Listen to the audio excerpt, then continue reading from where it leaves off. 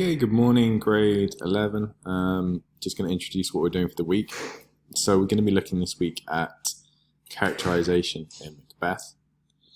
And when we think about characterization, we have to ask ourselves the following question. How is a character introduced? How does the character interact with other characters? How is the character viewed by the other characters or the reader? Does our opinion of the character change over time? And how does this character's actions or development, how does it drive the plot? How central are they to the plot? And if you put all these questions together, we get characterization, which is a stylistic device. And characterization can come in two types. It can be direct characterization, where you have the character uses the narrator normally, or another character to communicate with the reader.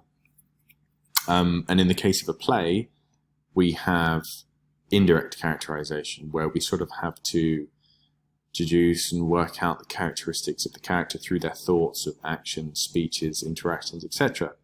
And obviously Persepolis is largely, Marjan, for example, is an example of direct characterization, because she often speaks directly to the reader.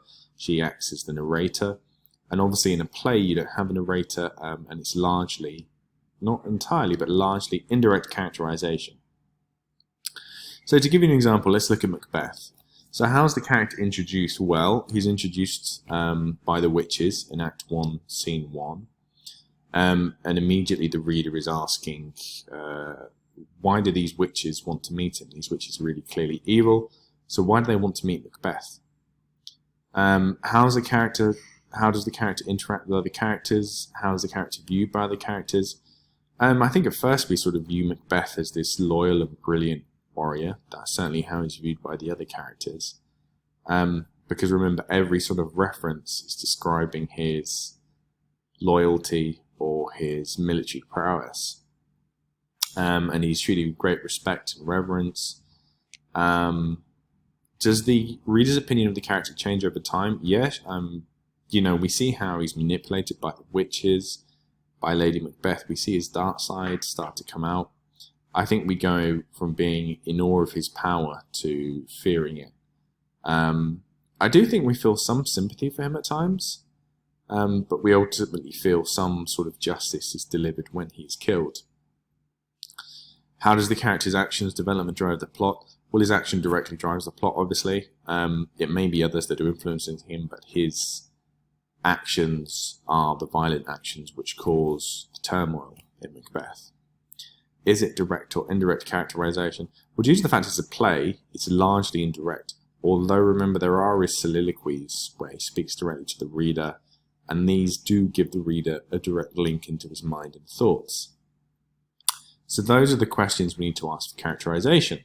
So what you need to do, and I'll explain who you're going to be doing it with and on in a minute, is you need to create a slide that looks something like this. As you see, it's just the questions that I have answered before. Find a picture of something of your character, so it all fits on one slide. So your task is to create a slide for your character. And on your slide, you've got to include the following questions that we just went through.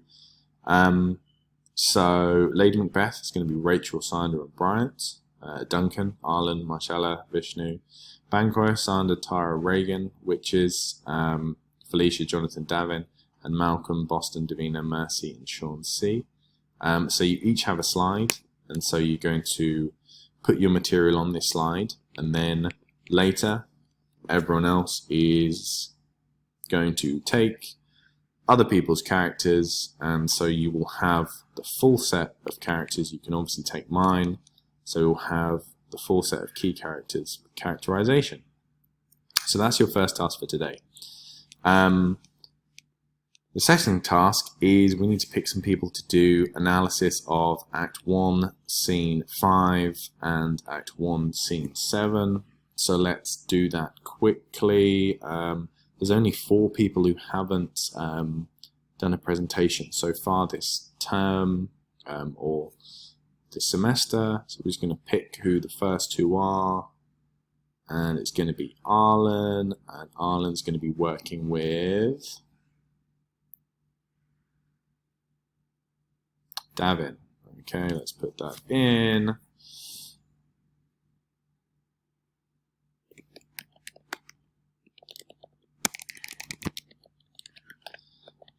Which leaves, obviously, Felicia and Rachel for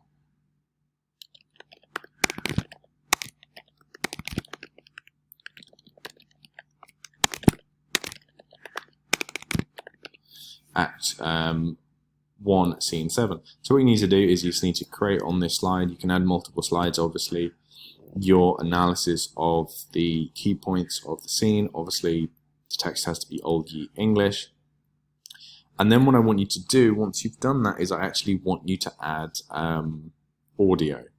So I want you to record, decide amongst the two of you who's going to be analyzing what point, and you're going to actually record you explaining it.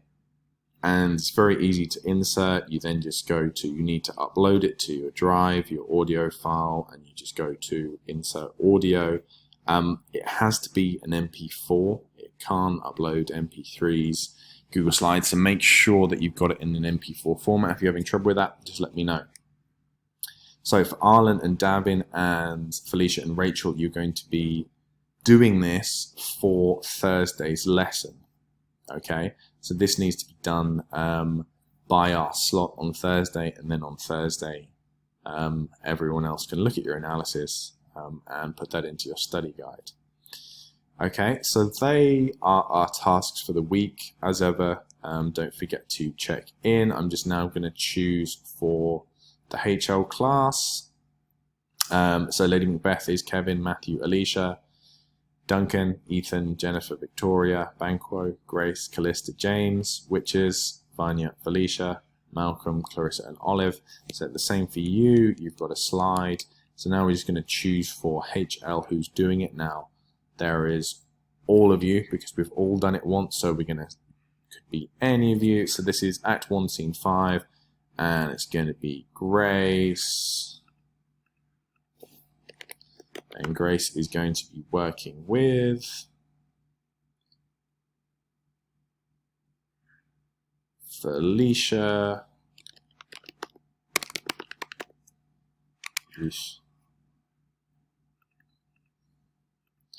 And Act 1, Scene 7, we're going to have James. And James will be working with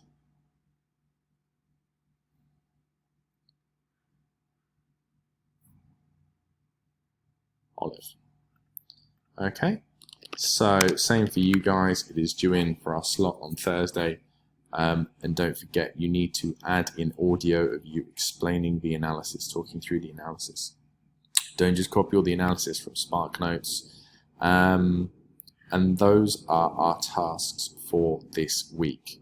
So as I said, in Thursday's slot, you will be transferring the analysis to your study guide. Okay, and we also need to make sure some of us that our study guides are up to date. So by now we should have done, just bring up the study guide. By now we should have done the context, the plot. By the end of this week we'll have done main characters. We also should have done our themes, and for our key scenes, by the end of this week we will have this, this, this, and this done. So we're getting quite a way through our study guides. Don't forget our themes, motifs, and symbols. Do not fall behind because you're going to have to finish all this work. It will be a lot of work for you later. As ever, any questions, I will be available on Google Hangouts, via email, etc. Okay, thank you.